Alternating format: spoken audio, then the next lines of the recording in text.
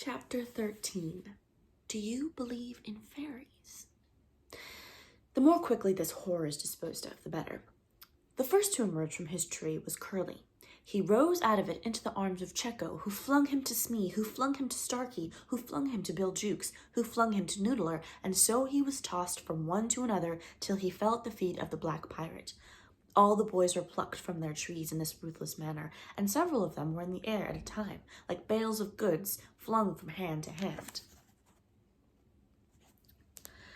A different treatment was accorded to Wendy, who came last. With ironical politeness, Hook raised his hat to her, and offering her his arm, escorted her to the spot where the others were being gagged. He did it with such an air, it was so frightfully distingué, that she was too fascinated to cry. She was only a little girl. Perhaps it is telltale to divulge that for a moment Hook entranced her, and we tell on her only because her slip led to strange results.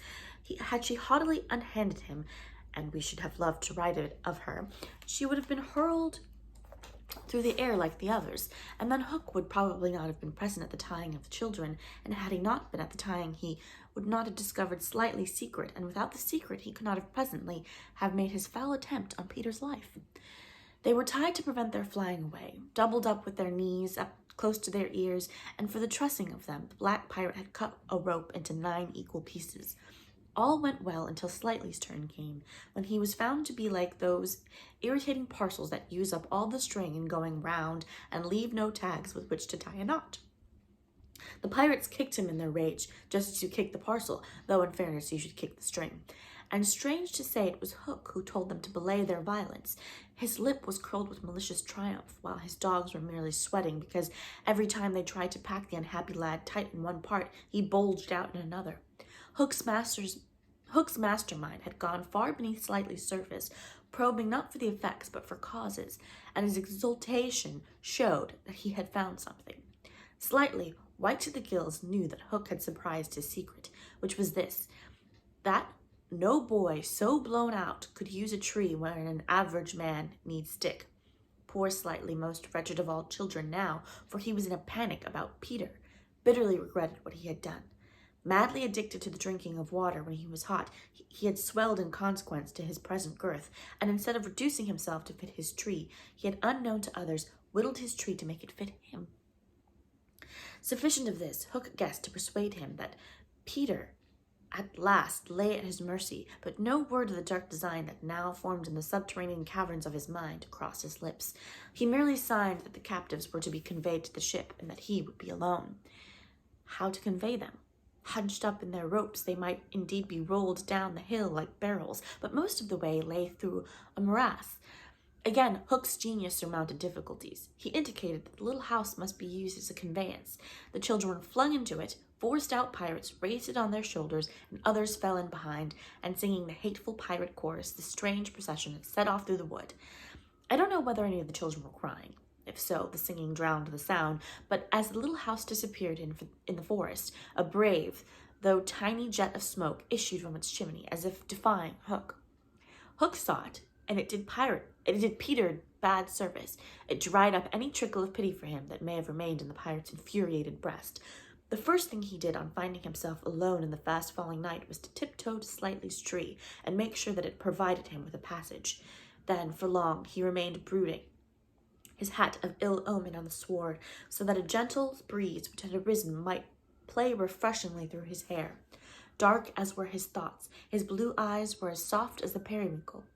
Intently he listened for any sound from another world, but all was silent. All was as silent below as above. The house under the ground seemed to be but one more empty tenement in the void. Was that boy asleep, or did he stand waiting at the foot of Slightly's tree with his dagger in his hand? There was no way of knowing, save by going down. Hook let his cloak slip softly to the ground, and then biting his lips till a lewd blood stood on them, he stepped into the tree. He was a brave man, but for a moment he had to stop there and wipe his brow, which was dripping like a candle. Then silently he let himself go into the unknown. He arrived unmolested at the foot of the shaft, and stood still again, biting at his breath, which had almost left him. As his eyes became accustomed to the dim light, various objects in the home under the tree took shape, but the only one on which his greedy gaze rested long, sought for, and found at last was the great bed. On the bed lay Peter, fast asleep. Unaware of the tragedy being enacted above, Peter had continued for a little time after the children left to play gaily on his pipes, no doubt rather a forlorn attempt to prove himself that he did not care. Then he decided not to take his medicine so as to grieve Wendy. Then he lay down on the bed outside the coverlet to vex her still more, for she had always tucked him inside it, because you never know that you may not grow chilly at the turn of the night. Then he nearly cried, but it struck him how indignant she would be if he laughed instead, so he laughed a haughty laugh and fell asleep in the middle of it. Sometimes, though not often, he had dreams, and they were more painful than the dreams of other boys. For hours he could not be separated from these dreams, though he wailed piteously in them. They had to do, I think, with the riddle of his existence. At such times it had been Wendy's custom to take him out of bed and sit with him on her lap, soothing him in dear ways of her own invention, and when he grew calmer to put him back to bed before he quite woke up, so that he should not know of the indignity to which she had subjected him. But on this occasion he had fallen at once into a dreamless sleep. One arm dropped over the edge of the bed, one leg was arched, and the unfinished part of his laugh was stranded on his mouth, which was open, showing the little pearls. Thus defenseless, Hook found him. He stood silently at the foot of the tree, looking across the chamber at his enemy. Did no feeling of compassion stir in his somber breast?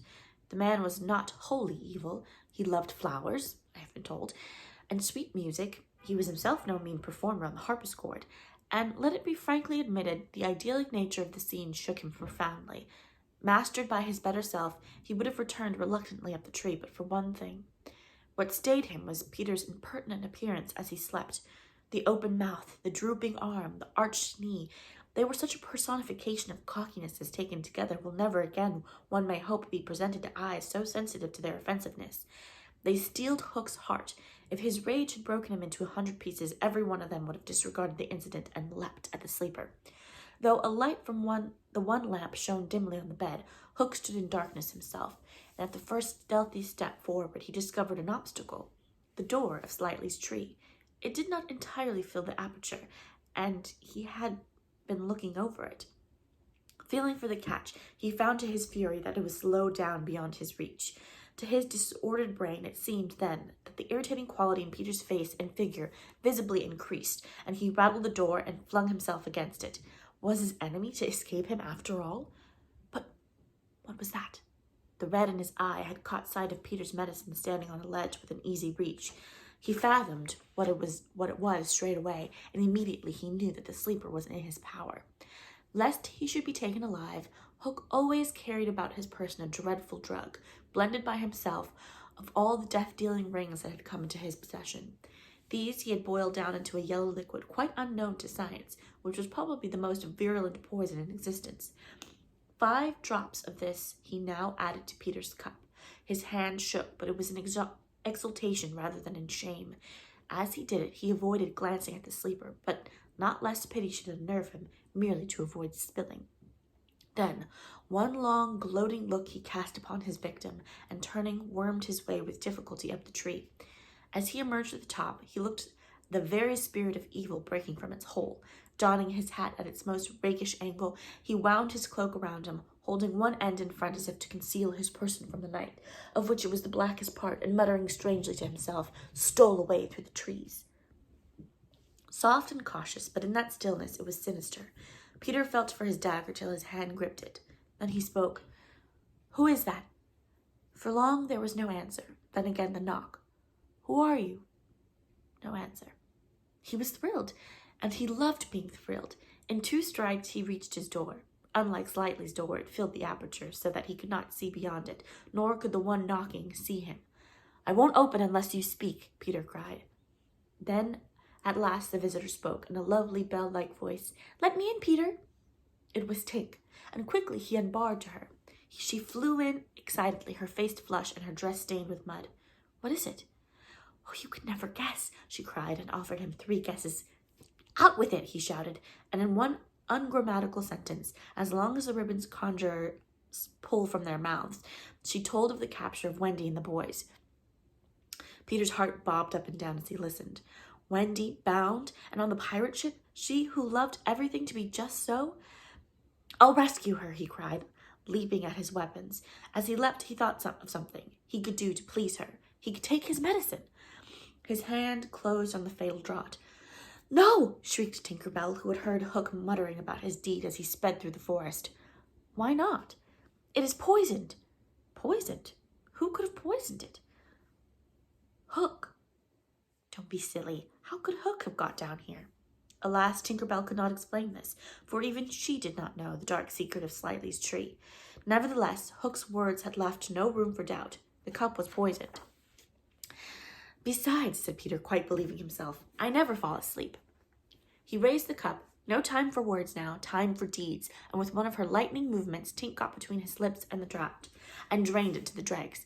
Why, Tink, how dare you drink my medicine? But she did not answer. Already she was reeling in the air. What is the matter with you? Cried Peter, suddenly afraid. It was poison, Peter, she told him softly, and now I'm going to be dead. Dead. Oh, Tink, did you drink it to save me? Yes. But why, Tink? Her wings would scarcely carry her now, but in reply she alighted on his shoulder and gave his nose a loving bite. She whispered in his ear, You silly ass, and then, tottering to her chamber, lay down on the bed. His head had almost filled the fourth wall of her little room as he knelt near her in distress. Every moment her light was growing fainter, and he knew that if it went out she would be no more. She liked his tears so much that she put out her beautiful finger and let them run over it. Her voice was so low that at first he could not make out what she said. Then he made it out. She was saying that she thought she could get well again if children believed in fairies. Peter flung out his arms. There were no children there, and it was night time, but he addressed all who might be dreaming of the Neverland, and who were therefore nearer to him than you think, boys and girls in their nighties and naked papooses in their baskets hung from trees. Do you believe? He cried. Tink sat up in bed almost briskly to listen to her fate.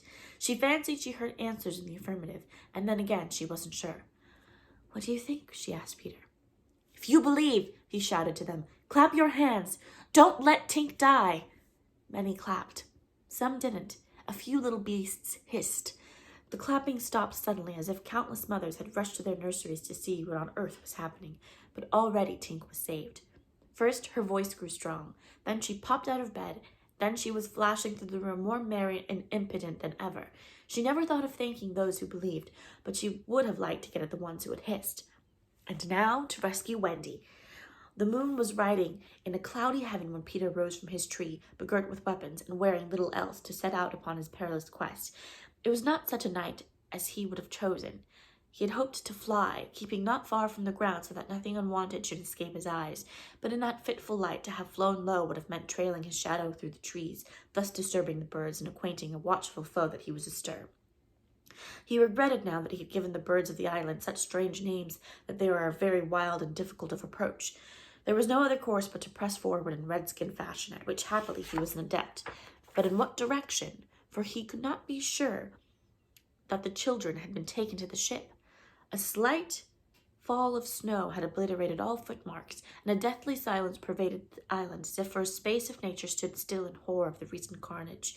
He had taught the children something of the forest lore that he himself learned from Tiger Lily and Tinker Bell, and knew that in their dire hour they were not likely to forget it. Slightly, if he had an opportunity, would blaze through the trees, for instance. Curly would drop seeds, and Wendy would leave her handkerchief at some important place. But morning was needed to search for such guidance, and he could not wait. The upper world had called him, but would give no help. The crocodile passed him, but not another living thing, not a sound, not a movement, and yet he knew well that sudden death might be at the next tree, or stalking him from behind. He swore this terrible oath. Hook or me this time. Now he crawled forward like a snake, and again, erect, he darted across the space on which the moonlight played, one finger on his lip, and his dagger at the ready. He was frightfully happy. Hook or me this time.